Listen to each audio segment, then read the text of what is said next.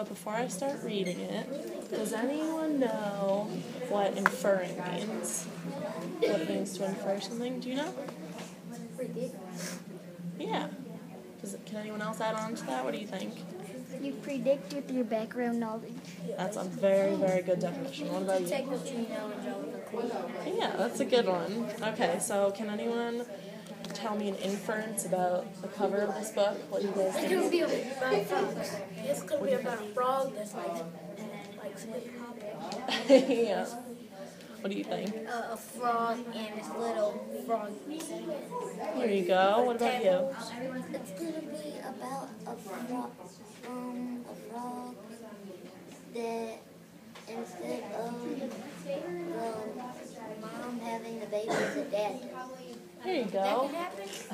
Yes. I don't know. We'll find out. So those were some great inferences.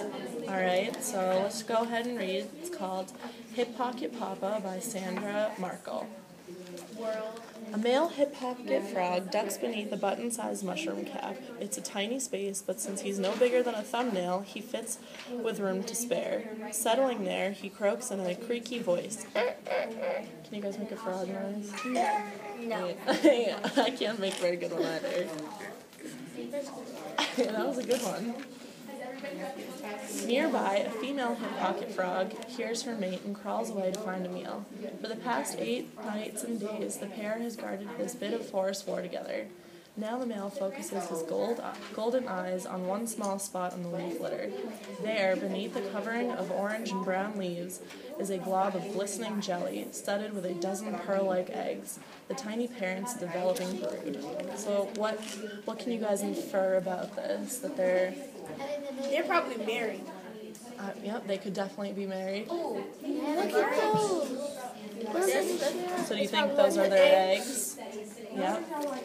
It's a great job. It's December in a very dry summer for Australia's temperate rainforest. As the sky goes from dark to dim, a warm wind blows away the early morning mist and turns the squishy leaf litter's surface crisp.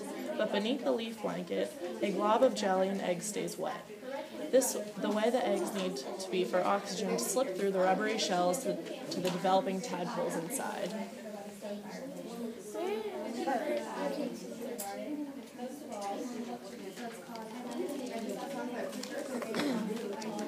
Suddenly, a centipede not much longer than a grain of rice arrives on many legs, waving its antenna as it searches for food.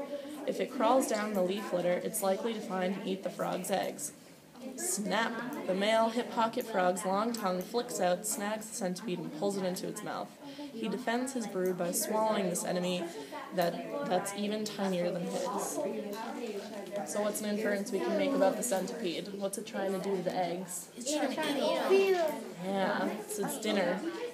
Yeah. Three more days go by as the male and female hip pocket frogs take turns hunting, guarding, and waiting. Wait, so it's 2 frogs? Yes. So they're guarding both of them?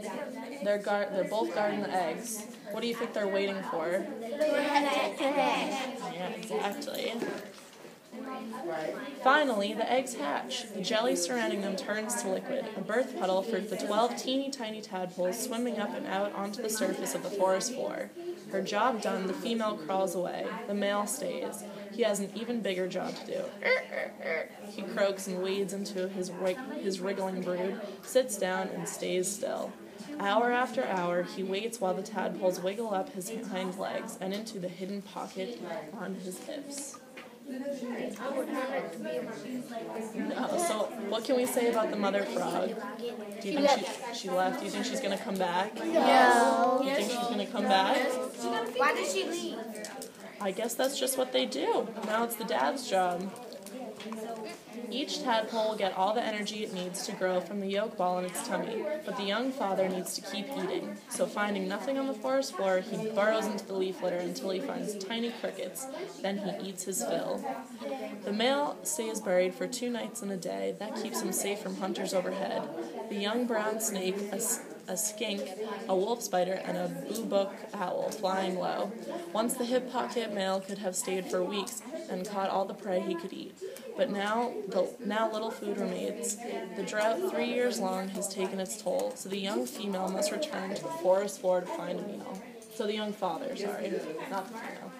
I think the mother left because the spider, like right there, and it's a snake too, a lizard and an owl. I think the mother left because, like, sometimes the mother leaves and they go hunt for food and bring it back. Exactly, yeah. He hunts in the morning and late in the afternoon, when the forest floor is damp and the fewest hunters that might eat him are on the prowl.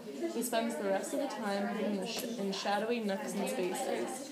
He needs to stay safe and keep his skin wet. Like fish, the tadpoles inside his pockets have gills and need to be wet to breathe. Some days he dines on insect eggs the size of tiny seeds. Other days he snaps up little prey, mites, midges, springtails, and wooden lice. Is that? Yeah.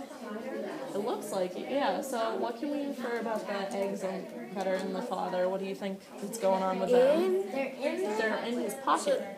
Oh, It's called the hip pocket. He's trying to keep him safe. Exactly, yeah. I didn't know frogs had pockets. I guess so. Once he comes across the staghorn fern and crawling inside its crown of leaves, finds a tiny pool of water. Then, clinging to a hiding place among the leaves, he waits. And when a swarm of midges, attracted by the water, buzzes around him, he gulps down all he can catch.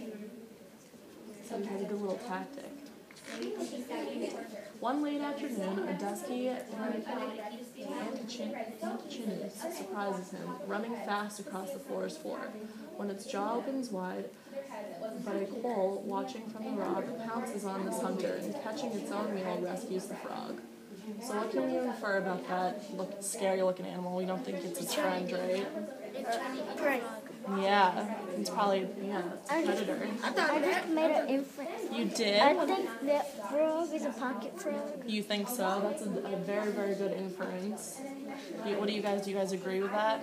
I think that is going to eat them.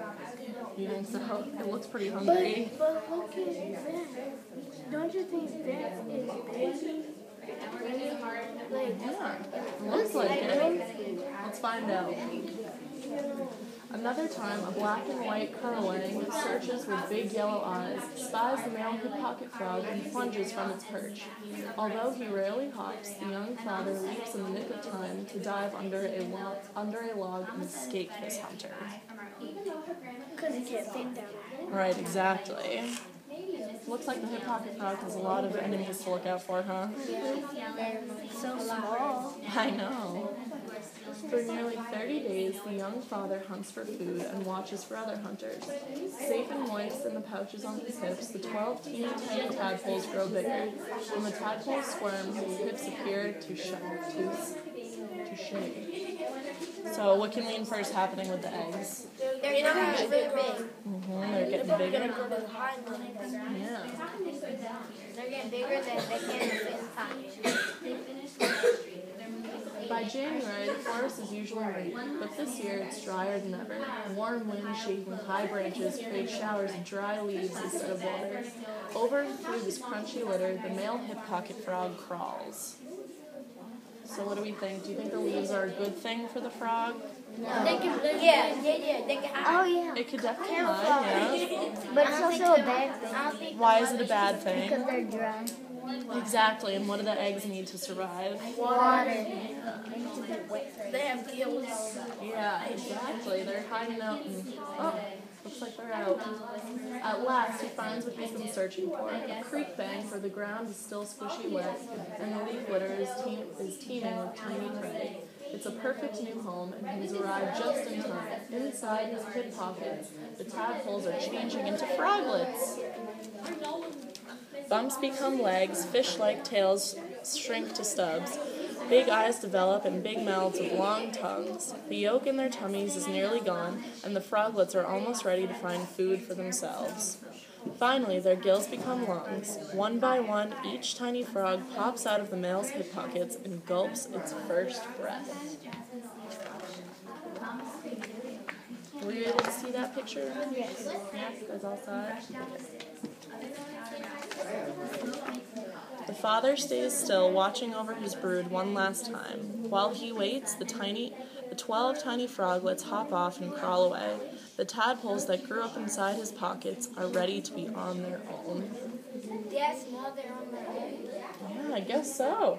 You know, the father, so what can we make an inference about the father's job, whether or not it's easy or hard? What do you think? Maybe it's because the fathers only have the pockets. Exactly. I guess it's their job to protect them. What do you guys, I feel bad for the father. To take care of all of those frogs and the mom just got to hop away. And then the mom, well, she's probably not going to take that. Yeah, I guess she's not. So in the back we got to learn it's an animal glossary about all the different animals that we met. So the centipede, that guy wasn't very nice. It says that this kind of centipede is rarely more than ½ inch. So it's like that big. It's a tiny little thing. Its body, it has many body segments with a pair of legs on each, make it flexible and fast hunter. So that's why the dad frog had to be so careful. Now I know it's called hip pocket frog. Why it is has that? pockets in its hip. Exactly, yeah. So all of your inferences were very right, and about the hip pocket. I feel like someone said something about that frog having a pocket.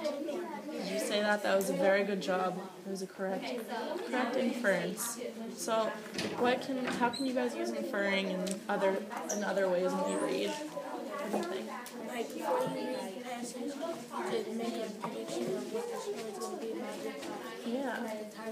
Yeah, and can the illustrations help you guys too? Yes, it could help you better understand the reading. Exactly, yeah. Like, if I read a chapter book and it doesn't have any pictures, I visualize it, and it helps me infer the text.